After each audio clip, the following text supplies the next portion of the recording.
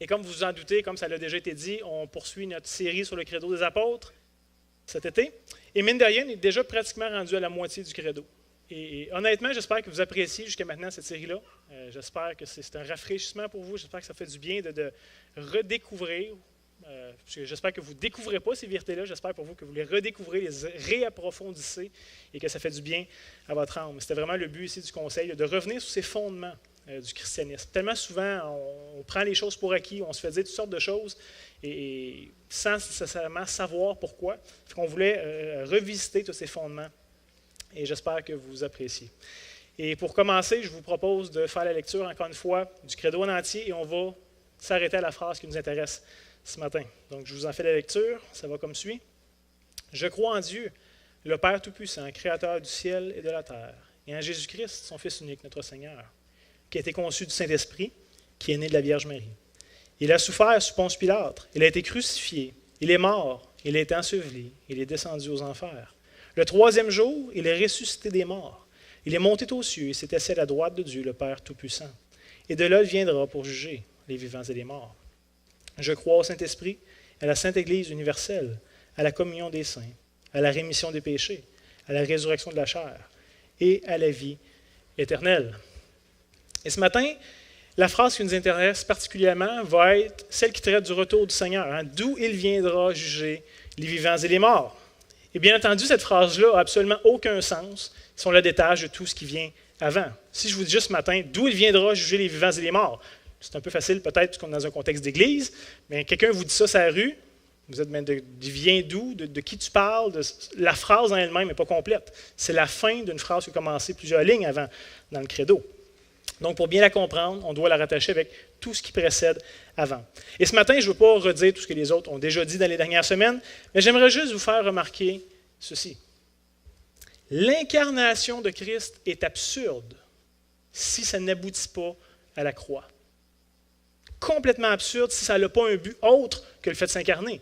Dieu n'était pas juste en quête d'une nouvelle expérience, il ne se demandait pas « Hey, de quoi j'aurais de l'air, moi, si je devenais un humain? » Non. Le fait que Dieu prenne notre chair n'est pas une fin en soi. De la même manière, la mort de Jésus sur la croix est inconcevable sans sa résurrection d'entre les morts. Et ça, M. Venman, la semaine passée, l'a bien démontré. Si le Fils de Dieu n'est pas ressuscité, quelle espérance vous et moi peut réellement avoir si Dieu n'a pas relevé son propre Fils? Et même la résurrection de Jésus est incomplète sans son ascension. Souvent, c'est un petit bout qui est négligé dans l'Évangile. On parle beaucoup de sa mort, de sa résurrection, mais on parle très peu de son ascension, qui est pourtant excessivement important. Parce que Christ n'est pas juste ressuscité pour vivre 10, 15, 20, 30 ans de vie humaine normale, puis mourir par après. On pense par exemple à Lazare, que Jésus a ressuscité. Lazare était mort, il est revenu à la vie, il a fait un petit bout encore, puis il a reconnu la mort. Mais pas Christ. Ici, après sa résurrection, Jésus n'a plus jamais connu la mort et ne la connaîtra plus jamais non plus. Il est monté au ciel avec son corps glorifié et il est actuellement dans la présence même de Dieu. Et je dirais même que l'ascension n'est pas la fin de l'histoire. Souvent, on dit, il est remonté, c'est terminé. Non, l'espoir du croyant n'est pas que Jésus soit là à la rencontre de Dieu, puis que notre monde à nous tourne comme si de rien n'était pour toujours. L'espoir du chrétien repose sur le fait que nous serons nous aussi un jour dans la présence de Dieu, qu'on va être avec Christ, transformés à son image et qu'on va être éternellement dans la présence de notre Créateur. Et toute l'histoire de la rédemption, du livre de la Genèse jusqu'au livre de l'Apocalypse, va pointer vers ce fait, vers le rétablissement de toutes choses. Et j'aimerais juste peut-être rapidement réfléchir avec vous sur le fait que Jésus est actuellement assis à la droite de Dieu. Ça a été peu touché la semaine passée. Pauvre M. Venman avait beaucoup trop de sujets touchés en même temps. Il s'est concentré sur quelques-uns. Mais qu'est-ce que ça implique, le fait que Jésus soit actuellement monté à la droite de Dieu? On peut penser que c'est banal. On peut dire, c'est comme ça que ça devait être.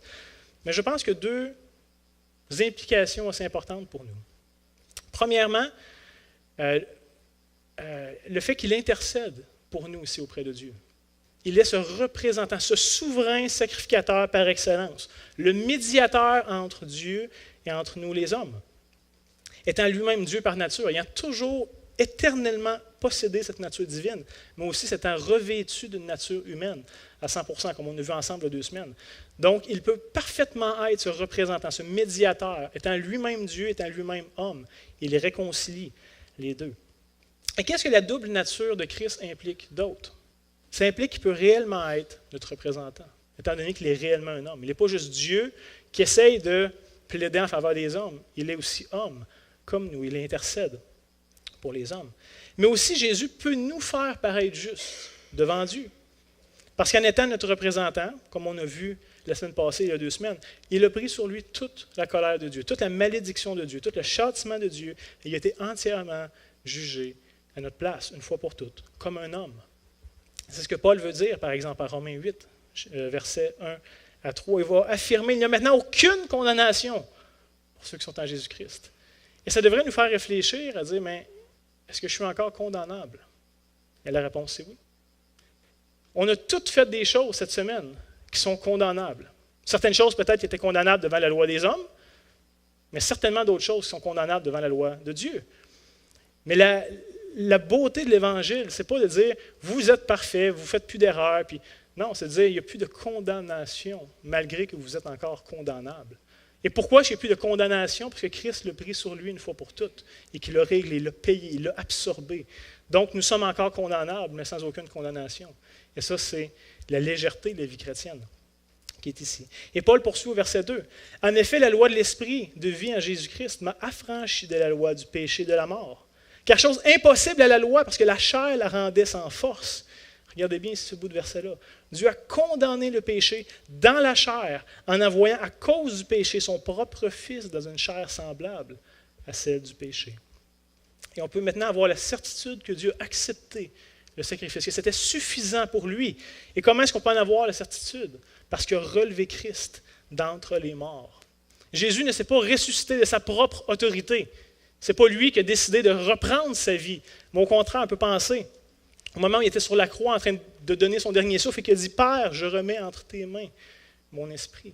Et Jésus était dépendant du Père jusque dans sa propre mort. Tout au long de son ministère, mais dans sa propre mort. Et Dieu l'a ressuscité. On peut lire en Actes, chapitre 10, versets 39 à 43, qui est le passage qui parle de la rencontre entre Pierre, l'apôtre Pierre et Corneille. On lit au verset 39, « Nous, en parlant des apôtres, sommes témoins de tout ce qu'il a fait dans le pays des Juifs et à Jérusalem. Ils l'ont tué, en parlant des Juifs, en le pendant au bois. » Et verset 40, « Dieu l'a ressuscité le 3e jour. Le Père a ressuscité le Fils. Il a permis qu'il apparût non à tout le peuple, mais aux témoins choisis d'avance par Dieu, à nous qui avons mangé et bu avec lui, après qu'il fut ressuscité des morts. » Et regardez bien le verset 42. « Et Jésus nous a ordonné de prêcher au peuple et d'attester que c'est lui qui a été établi par Dieu, juge des vivants et des morts. » En plein avec la déclaration du credo qu'on regarde ce matin, d'où il viendra juger les vivants et les morts. Verset 43, « Tous les prophètes rendent de lui le témoignage que quiconque croit en lui reçoit par son nom le pardon de ses péchés, puisque son sacrifice était satisfaisant pour Dieu et qu'il a été accepté de Dieu en étant ce représentant de la race humaine. » Et voici maintenant la deuxième implication pour nous, que Jésus soit assis à la droite de Dieu. Par son ascension, Jésus nous confirme qu'il est bel et bien rentré dans son règne et qu'il a reçu tout pouvoir et toute autorité. Sur le ciel, évidemment, mais aussi sur la terre. Et il y a 2 semaines, lorsque je parlais de l'incarnation de Jésus, du fait qu'il a vraiment pris une chair semblable à la nôtre, j'ai mis beaucoup d'emphase sur le fait qu'il était vraiment un homme ordinaire, sans puissance particulière. Ce n'était pas un surhomme, ce n'était pas un superman, c'était vraiment un homme comme vous et moi. Un homme qui a eu les mêmes défis que nous, dans la même réalité que nous, dans les mêmes paramètres que nous. Et je voulais le rendre clair. Parce que des fois, on peut stéréotyper Jésus ou lui donner des caractéristiques qu'il n'avait pas nécessairement. Mais lorsque son œuvre a été achevée, Christ est entré dans son règne. Et Dieu l'a honoré en lui donnant tout pouvoir et en lui soumettant toutes choses. On peut lire évidemment Matthieu 28, 18, où Jésus lui-même, après sa résurrection, juste avant son ascension, va voir ses disciples en leur disant, s'étant approché, il leur dit « Tout pouvoir m'a été donné dans le ciel et sur la terre. » Paul, en Colossiens, chapitre 2, versets 9 et 10, va écrire de Christ, car en lui habite, et remarquez bien ici le petit mot que Paul mentionne, il n'était pas obligé de le dire, mais il le dit et c'est très intéressant, en lui habite corporellement, dans un corps, toute la plénitude de la divinité. Vous avez tout pleinement en lui qui est le chef de toute domination, de toute autorité. Quelques versets plus loin, verset 15, il va dire « Il, encore en parlant de Christ, a dépouillé les dominations, les autorités, et les a livrées publiquement en spectacle en triomphant d'elles par la croix. » Paul va écrire en Éphésiens chapitre 1, versets 20 à 23, « Il, en parlant de Dieu, l'a déployé, en parlant de sa puissance, en Christ, en le ressuscitant des morts. » Cette même vérité, ce que Christ a été relevé d'entre les morts par l'action souveraine de Dieu le Père.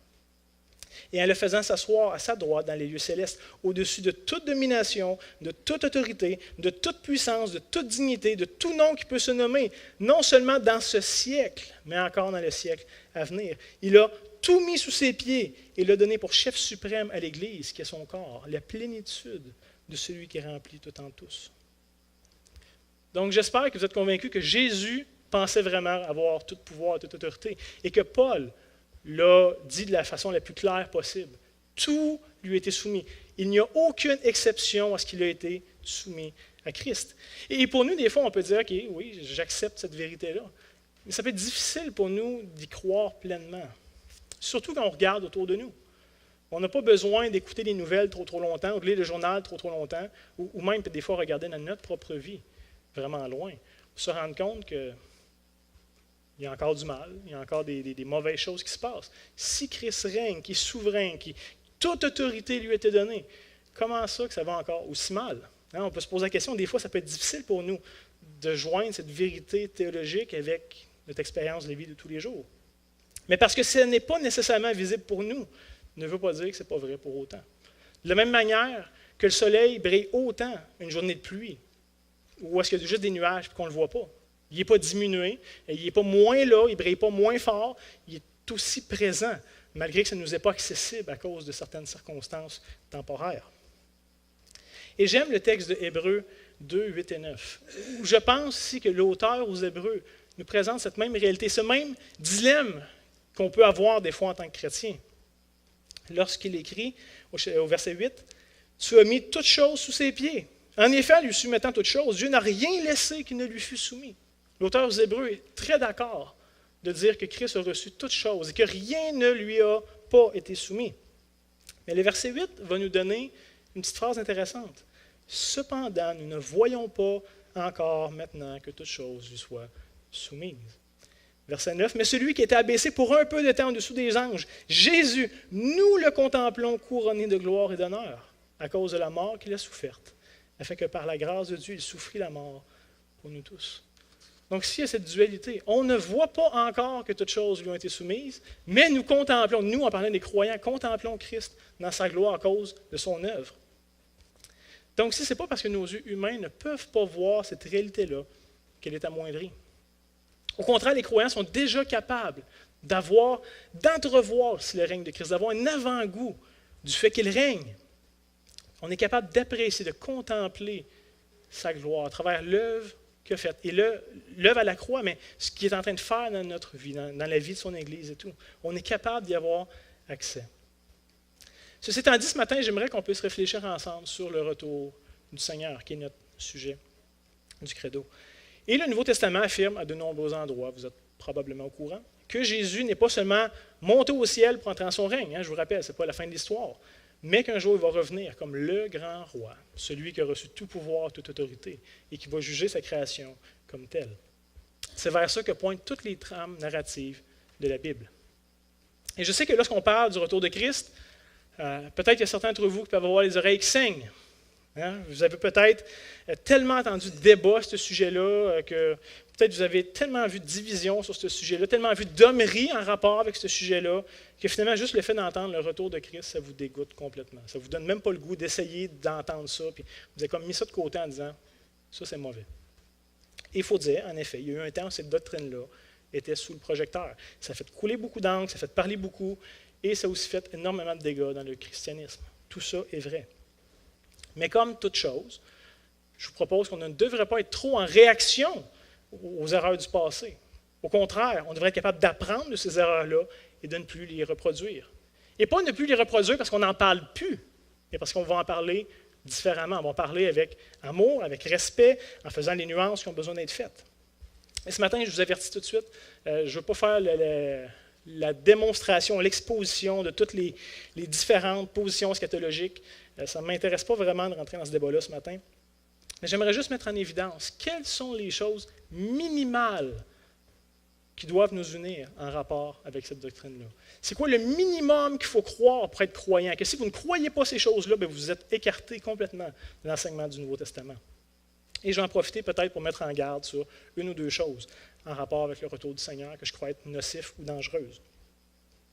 Et d'ailleurs, lorsqu'on parle du retour de Christ, peut-être plusieurs croyants, peut-être vous-même ce matin, pouvaient être complètement désillusionnés. Ça sonne tellement cliché. On entend ça régulièrement, on se le dit. Mais ça fait déjà 2 millénaires, puis il n'est pas revenu. Facilement, est-ce qu'on peut dire, ben là, ça vaut-tu vraiment la peine de l'attendre? Ça fait 2000 ans, il n'est pas revenu. Est-ce que finalement Dieu a oublié? Est-ce que Dieu a changé d'idée? Est-ce que c'était peut-être juste une blague de mauvais goût que Jésus a voulu nous faire? Est-ce que peut-être Jésus finalement est tellement bien au ciel que ça ne tente plus vraiment de revenir sur terre? Ou est-ce que ce n'est pas super beau à tous les jours? Est-ce que finalement, peut-être, c'est vraiment ça que Jésus a voulu dire lorsqu'il était sur terre? Peut-être que c'est nous qui avons mal compris la portée de ses paroles puis qu'on est parti sur une bulle avec ça. Et je suis convaincu qu'à un moment ou un autre de votre vie chrétienne, vous vous êtes déjà demandé, c'est-tu vraiment vrai cette affaire-là? On se le fait dire, on lit des textes dans la Bible qui semblent parler de ça, mais est-ce que c'est vraiment vrai? Ou c'est pas plutôt un genre de mythe, pour faire peur aux pauvres mortels que nous sommes, pour qu'on marche droitement sur le chemin de la piété? Est-ce que c'est pas plus comme un genre de bonhomme 7 heures à l'échelle cosmique? Est-ce que c'est pas plus que ça, finalement? Et je pense que c'est important pour nous de savoir qu'on n'est pas les premiers à avoir ces réflexions-là, à en douter ou à le remettre en question. En vrai, c'est assez vieux. En vrai, c'était même déjà présent au 1er siècle. Les premiers sceptiques faisaient partie de l'Église primitive. On peut lire, par exemple, en 2 Pierre, versets 3, 1 à 4, où Pierre va écrire « Voici déjà, bien-aimés, la seconde lettre que je vous écris. Dans l'une et dans l'autre, je cherche à éveiller par des avertissements votre saine intelligence, afin que vous vous souveniez des choses annoncées d'avance par les saints prophètes et du commandement du Seigneur et Sauveur, enseigné par vos apôtres, sachant avant tout que dans les derniers jours, il viendra des moqueurs avec leur raillerie, marchant selon leur propre convoitise, et disant « Où est la promesse de son avènement? Car depuis que les pères sont morts, tout demeure comme dès le commencement de la création. » Il y a des gens qui, déjà au 1er siècle, remettaient ça en question. Franchement, il ne reviendra pas. Ça fait déjà des années qu'on l'attend. Tous les jours, le soleil se lève de la même façon. Pourquoi tu penses que ça va être différent demain ou après-demain ou après-après-demain? Et ils remettaient en question aussi cet enseignement. Et juste avant, peut-être, les juger trop rapidement, parce que souvent, nous, les modernes, on a facilement tendance à juger les pré-modernes qui étaient avant nous comme étant des gens stupides et pas instruits. Juste avant de les juger trop rapidement, mettez-vous un peu dans la peau des premiers chrétiens. Imaginez que vous vous convertissez vers la fin du 1er siècle, en ayant entendu l'Évangile, peut-être des années 70. Et là, les années passent, et vous persévérez dans la foi. Les années 80, les années 90, arrivent près des années 100, vers la fin du 1er siècle. Et déjà, lors de votre conversion, vous êtes probablement assez tôt mis à l'écart de votre famille. Être chrétien était mal vu, et en particulier vers la fin du 1er siècle. Vous perdez probablement votre emploi, ou certains des avantages reliés à votre emploi, puisque vous n'adorez plus le Dieu de votre métier, qui était une pratique païenne excessivement populaire et répandue à travers tout l'Empire romain.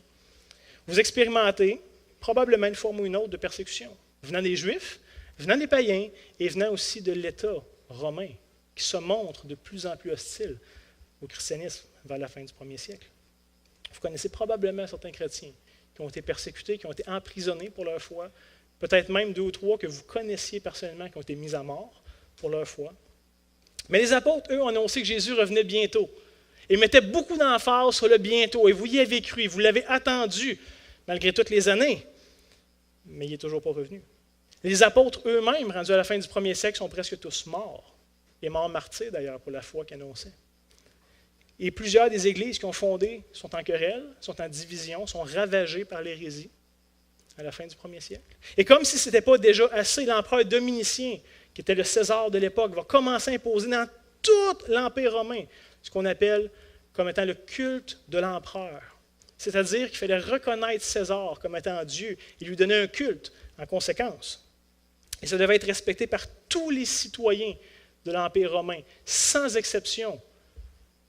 Sinon, c'était vu comme une trahison envers l'Empire et c'était passible de mort. Donc imaginez, en tant que croyant, vous êtes obligé de mettre un petit peu d'encens dans du feu et de dire « César est Seigneur ». Et vous, en tant que chrétien, c'est réconciliable avec votre foi. Vous ne pouvez pas reconnaître que César est Seigneur, Jésus-Christ est Seigneur et seul Seigneur. Donc vous mettez un petit peu d'encens en disant « Jésus est Seigneur ». Et vous vous faites mettre à mort instantanément. Vous serez sûrement d'accord avec moi ici que c'est un contexte assez propice pour remettre en croyance ces questions. C'est là que ça confirme si ce que tu le crois vraiment. Alors, mettez-vous un peu dans leur peau. Imaginez le doute possible, le désillusionnement possible de nos premiers frères et sœurs qui ont tout perdu pour suivre Christ, et ils l'ont fait joyeusement et avec passion, mais qui finalement se demandaient si ça valait vraiment la peine de suivre Jésus. Si c'était vraiment vrai. Parce que Jésus est supposé être roi, mais il semble qu'il n'a pas autorité sur grand-chose. Ma famille m'a abandonné, j'ai perdu ma job, je connais la persécution. Les gens peuvent me persécuter et me faire à peu près n'importe quoi impunément, sans avoir de conséquences. Et surtout, Jésus ne semble pas vraiment régner sur l'empereur romain, qui a beaucoup de pouvoir et qui le manifeste fortement. Et c'est dans ce contexte-là ici que l'apôtre Jean reçoit ce qu'on connaît comme aujourd'hui le livre de l'Apocalypse. Et quels sont les 4 premiers mots du livre de l'Apocalypse? C'est pas « voici tous les détails entourant la fin des temps, toutes les patentes à savoir ». Non. C'est quoi les 4 premiers mots de l'Apocalypse? Révélation de Jésus-Christ. Et c'est le thème du livre, c'est l'entête, c'est de cette façon-là que le reste du livre devrait être lu et compris. Et les chapitres 1 à 5 vont nous montrer un Jésus dans sa gloire, un Jésus qui a triomphé, mais surtout un Jésus qui marche au milieu de ses églises, qui les connaît personnellement, qui se soucie d'elles, qui ne les a pas oubliées, qui connaît leurs souffrances, qui connaît leurs difficultés, qui connaît leur réalité. Et les chapitres 21 et 22 de l'Apocalypse, qui ferment le livre, nous présentent cette nouvelle création que vont hériter ceux qui ont cru en Jésus, qui auront persévéré jusqu'à la fin. Vous imaginez, vous êtes vers la fin du 1er siècle, dans tout le contexte que je vous ai décrit, et vous recevez ce livre. Imaginez le soulagement que ça devait être pour les croyants du 1er siècle d'avoir cette vision glorifiée de Christ et de son règne et de son royaume éternel. Parce qu'à leurs yeux humains, ce n'était pas visible du tout. Ça ne faisait pas partie de leur réalité. À leurs yeux humains, c'est peut-être difficile de croire que finalement, ils étaient dans le bon camp, qu'ils avaient pris le bon choix. Ça ne semblait pas être un très bon choix d'être croyant au 1er siècle. Et leur doute, leur vécu à ses frères et sœurs ici, plutôt que de nous s'élever et les mépriser et penser qu'ils n'avaient pas bien compris les choses, on devrait voir ces chrétiens et leurs doutes. Et ça devrait être un encouragement pour nous. Pourquoi? Parce que nous aussi, on vit dans des temps qui sont tumultueux. Ce n'est pas nouveau. Les gens autour de nous sont blasés face à la moralité. Les standards moraux sont en train de disparaître complètement de notre société. Et les quelques vestiges qui restent vont être abattus bientôt. Notre société met tous les efforts possibles pour nous faire croire que Dieu n'existe pas. Et de plus en plus, ceux qui croient devraient être ridiculisés, traités de fous, devraient être muselés, ignorés au Canada, en particulier dans les sphères académiques. On est complètement tassés. Et si vous n'êtes pas au courant, juste les chrétiens actuellement sont en train de perdre leurs droits, leurs privilèges, à un rythme effarant. Et je parle ici au Canada, je ne parle pas en Inde ou en Chine. Au Canada, loi après loi depuis les dernières années sont passées au Canada. Et évidemment, ça s'adresse à tous les Canadiens, mais ça pénalise seulement les chrétiens à cause de leurs croyances. Notre pays est en train de devenir de plus en plus totalitaire et antichrétien, et de moins en moins démocratique, où il y a une vraie liberté qui est tolérée. Vous savez comme moi, juste le fait d'annoncer l'Évangile est déjà difficile. Les cœurs sont durs, sont insensibles au message de Dieu. Et j'ai malheureusement l'impression que ça va être de plus en plus difficile, que ça va nous coûter de plus en plus cher de vivre notre foi et d'annoncer l'Évangile. Est-ce qu'on est prêt? Et je ne veux pas être pessimiste, je ne veux pas faire peur à personne, mais vraiment, je crois fermement que si la tendance se maintient, c'est ce qu'il y a devant nous. Et pas genre dans 200 ans, dans les prochaines années, dans les prochaines dizaines d'années, on va le voir de notre vivant. Et malgré notre contexte qui semble être peu favorable, et même, disons-le honnêtement, décourageant, il y a une chose qu'on doit savoir, qu'on doit se rappeler sans cesse. Christ règne. Et pas sur un trône en papier mâché qu'une couronne en plastique. Toute autorité, tout pouvoir lui était donné dans ce siècle. Et notre consolation et notre espérance ici, donc, ne dépendent pas des circonstances, de notre présent siècle mauvais, pour reprendre les termes de Paul. Non, notre consolation et notre espérance est dans les promesses de celui qui ne peut pas mentir. On ne marche pas selon ce qu'on voit, selon ce qui semble être évident à nos yeux. On marche selon ce que Dieu dit des choses. Et ça ici, c'est ce qu'on appelle la foi. Je vous ai pensé-y un instant. Là, malgré tous les efforts, malgré toute la persécution au travers des âges, et ça a été fréquent, et ça a été brutal, la progression de l'Évangile n'a quand même jamais été stoppée. On n'est pas les premiers qui vivent dans un contexte qui est défavorable à l'Évangile. Et le royaume de Dieu a perduré jusqu'à nous. Et un jour va s'établir éternellement. Et ça va se faire avec nous, sans nous, malgré nous, mais ça va se faire. Point. Et comme on l'a vu tantôt dans le livre aux Hébreux, la manifestation du règne de Christ n'est pas nécessairement visible avec nos yeux humains. C'est une réalité, du moins pas pour l'instant. C'est vrai. Tout comme ce n'était pas le cas pour les chrétiens persécutés du premier siècle. Ils ne le voyaient pas plus. Ce n'était vraiment pas une réalité dans leur vie de tous les jours. D'où l'importance ici pour nous de marcher en fonction de ce que Dieu dit des choses. Et ça, il y a juste les chrétiens qui peuvent y avoir accès. Pour les non-croyants, ça s'est voilé. Pour eux, Christ n'est pas élevé, il n'est pas précieux, et surtout, il ne règne ni sur ce monde, et encore moins dans leur vie. Ce qui veut dire que si nous, en tant que chrétiens, ne contemplons pas régulièrement cette réalité, si on ne vit pas en conséquence, si on ne la chérit pas, et si on ne l'annonce pas, mais il n'y a personne d'autre qui va le faire. Parce que les autres ne voient pas cette réalité-là. Ça leur est voilé, c'est leur est inconnu, totalement inaccessible.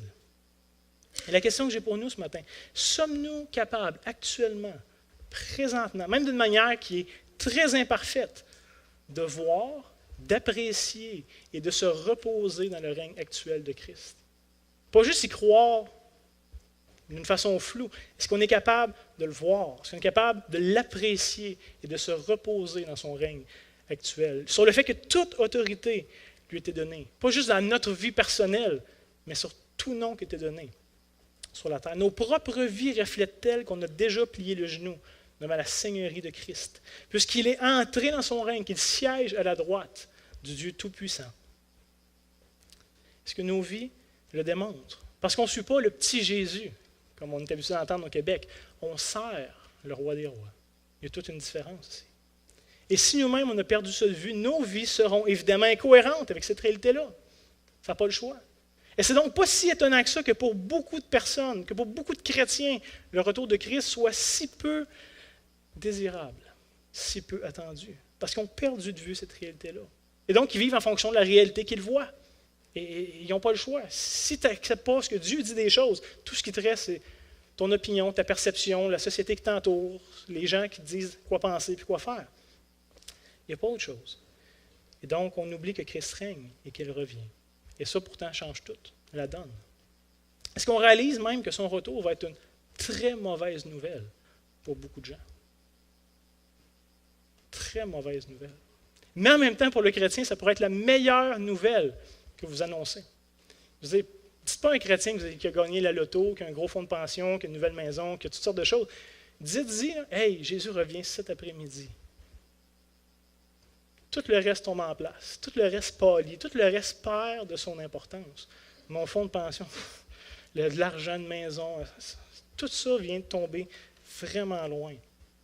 Deuxième. Et la deuxième chose où ça se rappeler lorsqu'on parle du retour de Christ, c'est qu'on peut peut-être oublier, c'est que chaque génération, et littéralement chaque génération de croyants au travers de l'histoire, ont cru qu'ils verraient, qu'ils vivraient le retour du Seigneur de leur vivant. Voilà ici l'espérance qu'unit tous les chrétiens de tous les temps. Le fait que Christ revient, son retour imminent. Ce n'est pas notre position théologique qui nous unit par rapport à son retour, mais c'est le fait qu'il règne actuellement et qu'il revient bientôt. Et j'aime le fait que le credo ne mette pas rien de plus que ça. Il présente la ligne, il focus seulement sur ce point-là, et ils ne disent pas un mot de plus. Et comme je l'ai dit, c'est ce qu'on doit avoir minimalement en commun sur ce sujet. Si vous ne croyez pas que Christ a été élevé, qu'il règne en ce moment, que tout pouvoir lui a été donné, qu'il revient, bien vous êtes écarté de la foi chrétienne. C'est les choses minimales qu'il faut avoir sur le sujet. Et c'est ça aussi qui nous rassemble avec le reste des chrétiens qui ont vécu avant nous. Ultimement, on doit être habité par cet espoir. Ce n'est pas juste quelque chose de banal, de secondaire. C'est un article de foi important qui transpire à travers le christianisme. Et c'est ce vers quoi pointe l'Évangile. L'Évangile ne pointe pas juste que Jésus est mort, ressuscité, et que c'est fini. Mais il y a quelque chose de plus qui s'en vient. Il y a une consommation qui s'en vient, qui est devant nous. Christ a inauguré son règne, mais il va le consommer un jour. Et tout va prendre place. Et là, ça va être la réalité qui va s'être imposée à nous. Donc, notre espoir est basé sur les paroles, par exemple, que Jésus a dites de son vivant. Et j'aurais pu prendre plusieurs passages, mais j'ai pris Jean 14, versets 1 à 3, que j'aime particulièrement. Et Jésus va dire à ses disciples, « Que votre cœur ne se trouble point. Croyez en Dieu et croyez en moi. Il y a plusieurs demeures dans la maison de mon Père. Si ce n'était pas, je vous l'aurais dit, je vais vous préparer une place. Et lorsque je m'en serai allé et que je vous aurai préparé une place, je reviendrai, je vous prendrai avec moi, afin que là où je suis, vous y soyez aussi. » Maintenant, j'aimerais peut-être juste ouvrir une petite parenthèse. Parce que comme vous savez probablement, il y a beaucoup de choses qui ont été écrites, beaucoup de choses qui ont été dites au sujet du retour du Seigneur. Ce n'est pas un sujet nouveau. Il y a pas mal de choses déjà dans la littérature. Et certaines sont bonnes et sont solidement appuyées sur le témoignage des Écritures. Et d'autres sont des spéculations, des opinions, sont des préférences. Et c'est important pour nous de différencier entre les deux. Qu'est-ce qui est réellement dit dans les Écritures? Et il y a très peu de choses en vrai qui sont dites dans les Écritures. Et toutes les autres qui sont des préférences, des spéculations, des opinions, qui ne sont pas nécessairement fausses, mais qui ne sont pas expressément dites dans la parole. Et l'une des spéculations courantes, c'est de dire que là, actuellement, aujourd'hui, on est en train de vivre les éléments entourant le retour de Christ. Je vois ça de plus en plus, ces sites chrétiens populaires. J'entends ça dans les conversations avec certains frères ou sœurs. Je vois ça sur Facebook. C'est vraiment très présent. Mais laissez-moi juste vous dire que chaque époque, sans exception, a été marquée par les signes du retour du Seigneur. Il y a toujours eu des guerres, il y a toujours eu des famines, il y a toujours eu des faux prophètes, il y a toujours eu des gens qui sont opposés à Christ et à son royaume. Pas plus maintenant qu'avant. Pas moins non plus. On est peut-être plus au courant maintenant, parce qu'on a accès aux médias, à l'information, puis tout ça. Il se passe quelque chose en Chine, puis une minute après, littéralement, je peux le savoir chez moi. On a accès à beaucoup d'informations. Fait que peut-être qu'on a l'impression que ça se passe plus maintenant, mais ça a toujours eu lieu. Il n'y a rien de nouveau sous le soleil. Les hommes se sont toujours entretués, les catastrophes naturelles ont toujours eu lieu, et l'homme a toujours essayé de répresser, de tordre la vérité au sujet du seul vrai Dieu. Et je sais aussi qu'il y a certaines personnes qui croient, qui doivent encore avoir des choses qui ont besoin de se produire avant que Jésus puisse revenir. Que ce soit la reconstruction d'un nouveau temple, que ce soit l'établissement d'un ordre mondial, de toutes sortes de choses, toutes sortes de signes, toutes sortes d'événements qui doivent se produire. Mais j'aimerais vous proposer que ce n'est pas nécessaire au retour de Christ. Ça ne veut pas dire que ça n'arrivera pas, mais ce n'est pas nécessaire pour le retour de Christ. Tout ce qui avait besoin d'être accompli pour son retour l'a été déjà au premier siècle. Et donc, depuis ce temps jusqu'à aujourd'hui, Christ aurait pu revenir à tout instant. Jésus, de son vivant, enseignait les choses suivantes à Matthieu 24, versets 33-36. Il va dire à ses disciples, « De même, lorsque vous verrez toutes ces choses, sachez que le Fils de l'homme est proche, à la porte.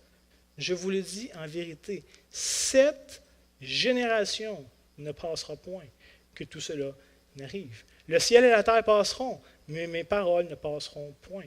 Pour ce qui est du jour et de l'heure, personne ne le sait, ni les anges des cieux, ni le Fils, mais le Père seul. » Et dans le contexte, si Jésus répond à la question des disciples, pour savoir quels sont les signes de la destruction de Jérusalem, quels sont les signes de l'avènement de Christ et de la fin du monde. Et comme vous voyez, la réponse de Jésus est assez claire, assez simple et assez intéressante. Cette génération ne passera point, que toutes ces choses seront accomplies. Ailleurs, l'apôtre Paul va nous dire ceci au sujet du retour de Christ en 1 Thessaloniciens chapitre 5, versets 1 et 4. Il va écrire, pour ce qui est des temps et des moments, vous n'avez pas besoin, frères, qu'on vous en écrive, car vous savez bien vous-même que le jour du Seigneur viendra comme un voleur dans la nuit. Paul n'est pas en train de dire, mais vous savez bien, frères, que telle chose et telle chose, sans oublier tel événement. Non, vous savez bien, on n'a pas besoin qu'on vous écrive là-dessus. Ça va arriver comme un voleur dans la nuit. Verset 3, quand les hommes diront paix et sûreté, alors une ruine soudaine les surprendra, comme les douleurs de l'enfantement surprennent la femme enceinte, et ils n'y échapperont point. Mais vous, frères, vous n'êtes pas dans les ténèbres pour que ce jour vous surprenne comme un voleur. Donc, personne ne sait le jour, la date ou l'heure. Il me semble que c'est ouvertement testé à travers le Nouveau Testament. Donc, tous ceux qui prétendent une date ou un jour ou une heure sont des charlatans et sont des menteurs. Et c'est arrivé souvent dans les dernières années. Toutes sortes de personnes, pour toutes sortes de raisons, avec toutes sortes de calculs qui ont présenté, toutes sortes de théories en donnant des jours, des dates et des heures. Donc ça, c'est des charlatans et des menteurs. Personne ne le sait. Mais implicitement, tous ceux qui disent que Christ ne peut pas faire son retour immédiatement, à cause d'événements ou de circonstances qui ont besoin d'arriver, sont tous dans l'erreur. Christ va arriver comme un voleur dans la nuit, sans crier garde, sans secours de personne, et personne ne l'aura vu venir. Donc, si vous pensez que Christ ne peut pas revenir tout de suite à cause de telle et telle chose qui ne se sont pas encore produites, bien, laissez-moi vous dire que vous ne croyez pas au retour imminent de Jésus. Si ce n'était pas possible qu'il revienne au cours des 20 derniers siècles, eh bien, tous ceux qui l'ont entendu pour rien. Et même ceux qui l'attendent encore maintenant, attendent pour rien. Hein? S'il y a des signes qui ont besoin d'être arrivés, vivez en paix, ne stressez pas trop. Tant aussi longtemps que ces signes-là n'arriveront pas. Mais pourtant, Jésus va affirmer que du vivant de sa génération au premier siècle, tout va être mis en place et va être prêt pour sa deuxième venue. Et c'était l'espérance des apôtres, c'était l'espérance des premiers chrétiens, c'était l'espérance des pères de l'Église. Et c'est lourdement attesté dans la littérature que tous ces gens qui ont pourtant été au premier siècle, ou ceux qui ont suivi les enseignements des apôtres, attendaient le retour imminent de Christ et que ça aurait pu se faire n'importe quand. Donc, je ferme ici ma parenthèse, je ne vais pas rentrer plus en détail dans les différentes positions, puis dans les pour, les contre, puis je ne vais pas ouvrir le débat, mais je veux juste faire le point suivant. Rien n'a empêché Jésus de revenir à n'importe quel moment au cours des 2 derniers millénaires, et rien ne l'empêche de revenir maintenant, au moment où je vous parle. Ça aurait quand même été cool, hein? Non. Après avoir dit tout ça, voici la question qui tue. Voici ce qui devrait nous préoccuper. Parce que ce n'est pas juste ici une doctrine de dire « OK, c'est bon, j'y crois ». Ça ne change rien. Au contraire, la question, c'est qu'est-ce que ça change pour nous là? Qu'est-ce que ça devrait produire chez nous, ces réalités-là? Le fait que Christ règne, qu'il va revenir un jour, qu'il va établir son règne, et son règne va être manifeste pour tous, au point que tout le monde, sans exception, va confesser sa seigneurie et vont plier le genou devant lui. Qu'est-ce que ça change maintenant? Demain matin, quand je me lève, y a-t-il des implications de ça? Et l'apôtre Pierre va exposer clairement ce que le retour du Seigneur devrait produire dans la vie des croyants. On peut lire en 2 Pierre, chapitre 3, versets 1 à 14. On a lu 1 à 4 tantôt, je vais les relire, et je vais suivre l'argument de Pierre jusqu'au verset 14. Pierre va écrire « Voici déjà, bien-aimés, la seconde lettre que je vous écris. Dans l'une et dans l'autre, je cherche à éveiller par des avertissements votre saine intelligence, afin que vous vous souveniez des choses annoncées d'avance par les saints prophètes et du commandement du Seigneur et Sauveur. Enseignés par vos apôtres, sachant avant tout que dans les derniers jours, il viendra des moqueurs avec leur raillerie, marchant selon leur propre convoitise et disant où est la promesse de son avènement. Car depuis que les pères sont morts, tout demeure comme dès le commencement de la création. Et voici ce que Pierre ajoute, verset 5. Ils veulent en effet ignorer que les cieux existèrent autrefois par la parole de Dieu, de même qu'une terre tirée de l'eau est formée au moyen de l'eau, et que par ces choses, le monde d'alors périt, submergé par l'eau.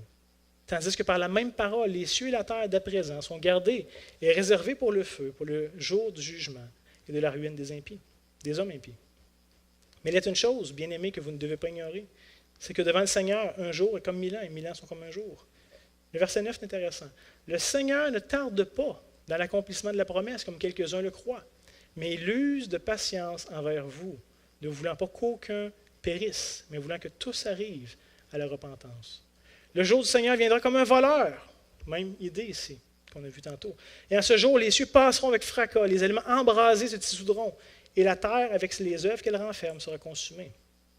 Puisque donc toutes ces choses doivent se dissoudre, quelle ne doit pas être la sainteté de votre conduite et votre piété? Tandis que vous attendez et hâtez l'avènement du jour de Dieu, à cause duquel les cieux enflammés se dissoudront et les éléments embrasés se fondront. Mais nous attendons, selon sa promesse, de nouveaux cieux, une nouvelle terre, où la justice habitera.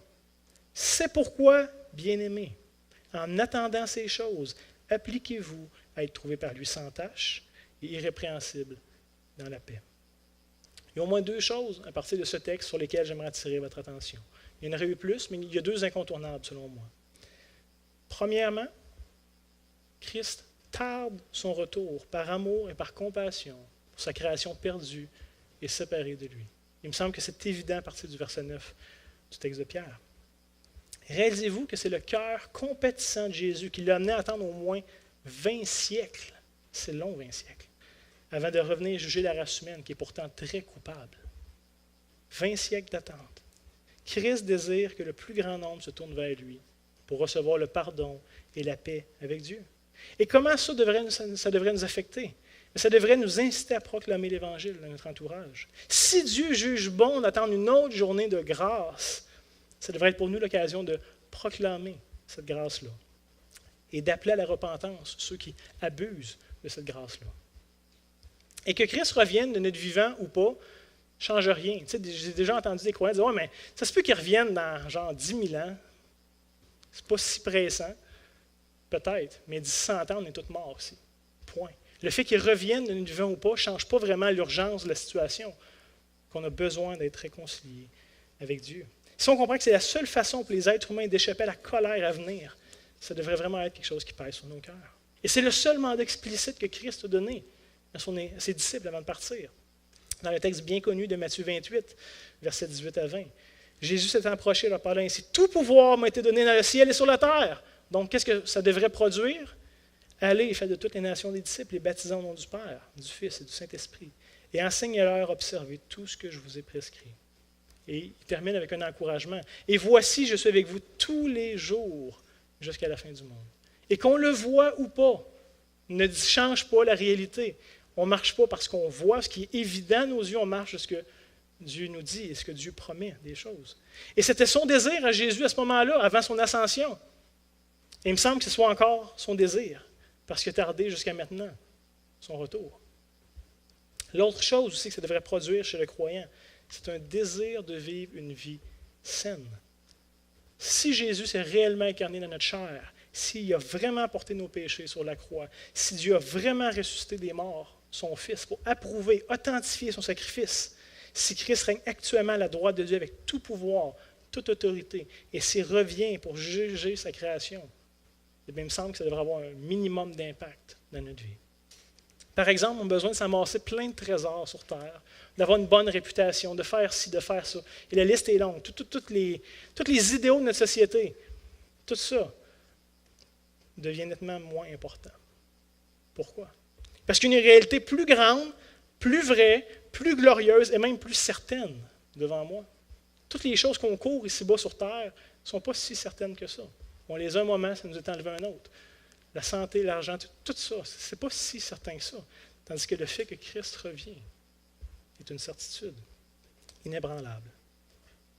Je peux donc me permettre de vivre ma vie comme un visiteur ici, de me détacher des choses de la terre, sachant dans le fond que ma vraie patrie est ailleurs. Et aussi, on peut même se permettre de vivre nos vies en paix, peu importe ce qui va se présenter à nous, parce qu'on connaît la fin. Je ne sais pas vraiment comment, nécessairement, je vais me rendre là. Plein d'imprévus, plein de douleurs, plein de larmes, plein de choses décevantes vont être sur mon chemin entre maintenant et là, probablement. Mais je vais finir par être avec Christ lors de l'avènement de son royaume et pour l'éternité. Il règne. Il n'y a rien qui va l'empêcher d'accomplir ses promesses. Et juste peut-être pour nous aider à figurer ça, peut-être 2-3 semaines, j'écoutais avec Catherine le dernier film de la trilogie du Seigneur des Anneaux. Vous avez sûrement tous déjà vu ça. Mais j'écoutais les versions longues, qui durent à peu près comme 4h30. Je pense que ça nous a pris 3 soirs pour finir le film. Mais la version longue, essentiellement, ce que c'est le film de base qui est passé au cinéma, que vous avez sûrement tous vu, mais avec plusieurs scènes qui ont pris le temps de filmer, mais qui n'étaient pas essentielles au film, fait qu'ils ont comme mis de côté pour donner un film d'une longueur standard pour pouvoir passer au cinéma et tout. Mais la version longue contient toutes ces scènes-là. Je n'avais jamais vu, c'est très intéressant. Et à un moment donné, je me rappelle, il y avait une scène vers la fin du film, et vous connaissez sûrement l'histoire, il y a Sam et Frodon qui ont l'anneau unique de pouvoir qu'il faut qu'ils détruisent dans le volcan pour vaincre Sauron et tout. Là. Bon. Et à un moment donné, à la fin, il y a Sam et Frodon qui sont dans le Mordor, tout habillés en orque, avec des armures d'orques et tout. Et commence une scène que je n'avais pas vue, qui n'était pas dans le film régulier, où il y a une troupe d'orques qui passe, puis qui les voit au loin, puis qui pensent qu'eux aussi c'était des orques. Ils disent « Hey, vous, venez avec nous! » Et ils se ramassent comme au beau milieu d'une troupe d'orques, à peu près 30, 40, 50. Et là, tu dis « Oh, ça c'est pas bon. » Et là, ils vont joindre un campement d'orques, puis là, ils sont rendus peut-être 100, 120. Et là, tu dis, ça, c'est certainement pas bon. Et là, toute l'attention, Mané, se tourne sur eux. Et là, tu stresses. Là, tu dis, oh, ils vont se faire démasquer. Et là, tu es assis sur le bout de ton divan, tu as le cœur qui bat, tes mains moites. Tu dis, qu'est-ce qui va se passer? Et à un moment donné, je me suis rappelé, mais je connais le film, je sais comment il finit. La version longue ne vient pas changer la fin. Et tout d'un coup, je me suis comme tout calmé, puis j'ai regardé le reste de la scène en disant, peut-être qu'ils vont avoir un mauvais quart d'heure, mais je sais qu'ils vont finir par se rendre jusque-là, puis qu'ils vont tirer l'anneau, puis que le mal va être vaincu, puis ça va bien finir, comme j'ai vu plein de fois quand j'ai écouté le film. Fait que finalement, ça ne dédramatise pas la scène. C'était pas drôle pour eux d'être poignés dans une gang d'orques, mais c'est nettement moins stressant quand tu sais que ce n'est pas la fin là, que la fin va arriver quand même. Et de la même manière, est-ce qu'on peut vivre nos vies? Il va y avoir plein de difficultés, plein d'imprévus, plein de larmes, mais on sait que ce n'est pas la fin. Et que toutes ces choses-là qui sont difficiles, qui sont réellement difficiles, je ne diminue pas l'importance de ça, mais on sait que toutes ces choses-là n'ont pas d'impact sur la fin. Ça va peut-être précipiter la fin, ça va peut-être faire qu'on va vivre la fin plus vite, mais ça ne changera pas la fin. Je peux tout perdre ce que je possède, littéralement, et je sais que mon héritage est incorruptible et qui m'attend dans les cieux.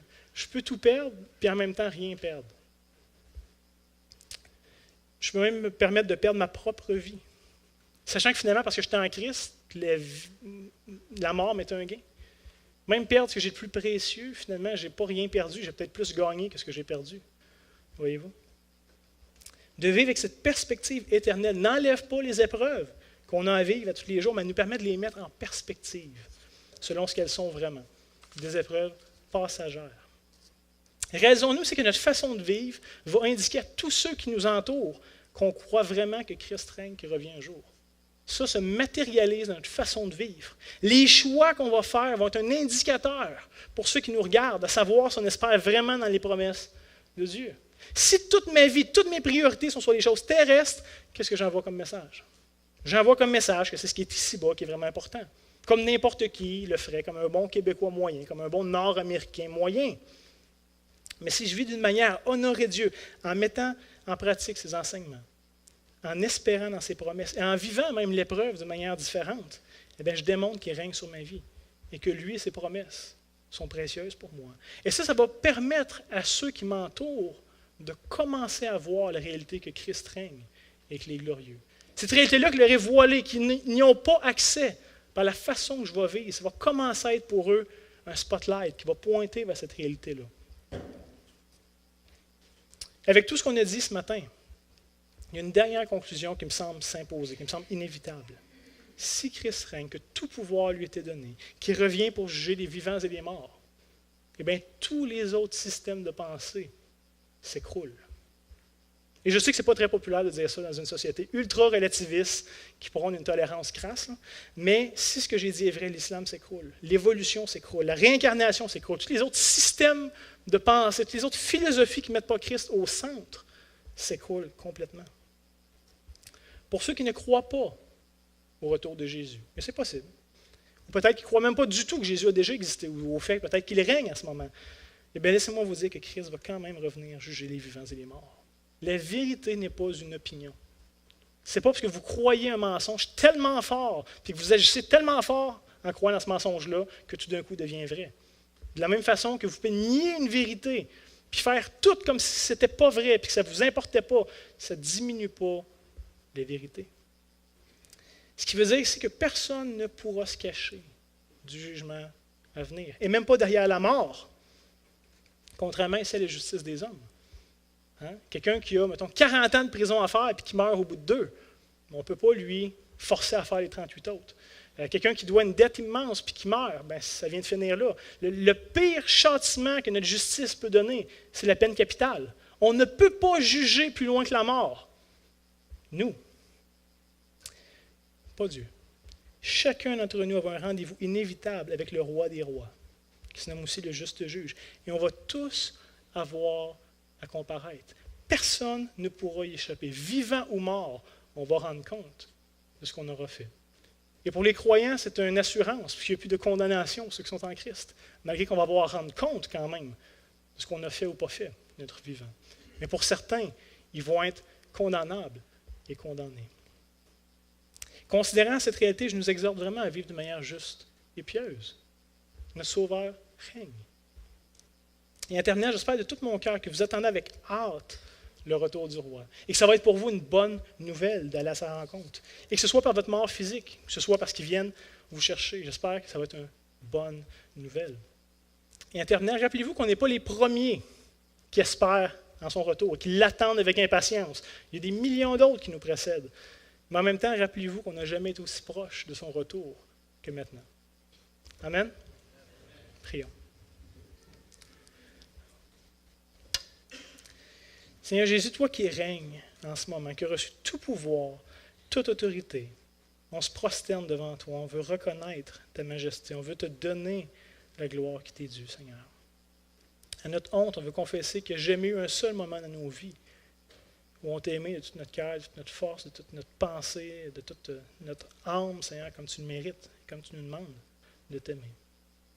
Alors Dieu, merci de ne pas regarder à nous, de ne pas regarder à nos œuvres, de ne pas regarder à nos capacités, mais de nous voir à travers l'œuvre parfaite de Christ. Quel soulagement pour nous. Seigneur, veut dire ce matin qu'on espère vraiment tes promesses. Seigneur, viens au secours de notre foi, qui défaille tellement souvent, qui se laisse distraire par tellement de choses inutiles et futiles de ce monde, Seigneur. Aide-nous à voir les réalités célestes, plutôt que d'être limités uniquement à ce que nos yeux peuvent voir. Détache-nous, Seigneur, de cette fausse réalité des fois qui ne reflète pas la vraie réalité que toi tu vois. Renouvelle notre intelligence. Donne-nous de croire fermement ta parole et de pouvoir vivre en conséquence, Seigneur. Jésus, on veut joindre notre foi à celle de millions d'autres frères et sœurs à travers les âges qui ont espéré ton retour glorieux. Mais jusque-là, continue l'œuvre, je t'en prie, tu as commencé dans chacun d'entre nous. Donne-nous de vivre d'une manière digne de toi. Donne-nous aussi, Seigneur, le privilège d'annoncer ton évangile, puis qu'un grand nombre de nos contemporains puissent te connaître, puis puissent t'aimer, Seigneur, qu'ils puissent te découvrir et qu'ils puissent te proclamer roi de leur vivant. Que ta volonté, Seigneur, soit faite sur la terre, dans le ciel, et aussi parmi ton peuple ici, à Bécancour. Reviens bientôt, Seigneur Jésus. Amen. On va passer une bonne semaine. Que le Seigneur vous bénisse.